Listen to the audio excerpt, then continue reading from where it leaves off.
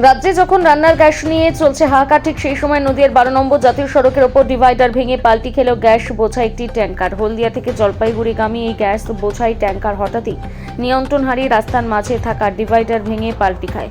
ঘটনার খবর পেয়ে ঘটনাস্থলে পৌঁছায় ধুবুলিয়া থানার পুলিশ। ইতিমধ্যে রাস্তার মধ্যে থেকে গাড়ি থেকে টেনে তোলার চেষ্টা করছে। নদিয়া ধুবুলিয়া থানার ভাষাডাঙ্গা বিল এলাকায় 12 নম্বর জাতীয় সড়কের ওপর ঘটনাটি ঘটে। গ্যাসের টাঙায় উল্টে যাওয়ায় অন্যান্য গাড়ির সকল চালকরা রীতিমতো আতঙ্কিত হয়ে পড়ে।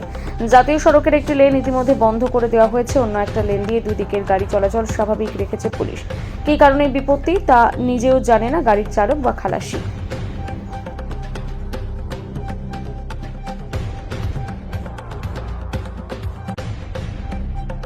দাদা, আপনার নাম কি? নাজির হোসেন। কোথা থেকে আসছেন আপনি? হলদিয়া থেকে কোথায় যাচ্ছিলেন? জলপাইগুড়ি। এই ট্যাঙ্কারে কি গ্যাস লোড আছে পুরো? হ্যাঁ, গ্যাস লোড আছে। কি ঘটনা ঘটেছে? ঘটনা বলতে গেলে আমি তো কল্যাণীতে ঘুমিয়েছিলাম। ঘুম থেকে ভোর 5টার সময় ভোর 5টার সময় গাড়ি ছাড়লাম। গাড়ি ছেড়েছে কীভাবে যে কী হলো আমি নিজেকে বুঝতে পারছি। পাল্টি হয়ে গেছে পুরো? হ্যাঁ, গাড়ি পাল্টে। তা ওই রোড থেকে এই রোডে চলে এসছে? হ্যাঁ। এই এলাকাটার নাম কি? এলাকার নাম হাসাডাঙ্গা। হাসাডাঙ্গা। আপনার কোথাও লাগেনি তো? না স্যার, আমার লাগে। তারপরে কি করলেন আপনি? তারপর আমি থানাতে ফোন করি, থানার লোক এলো, থানার লোক সব ফোন করলো। ঠিক আছে, আপনার নাম? নাজির হোসেন। আপনি এই গাড়ির কি চালক?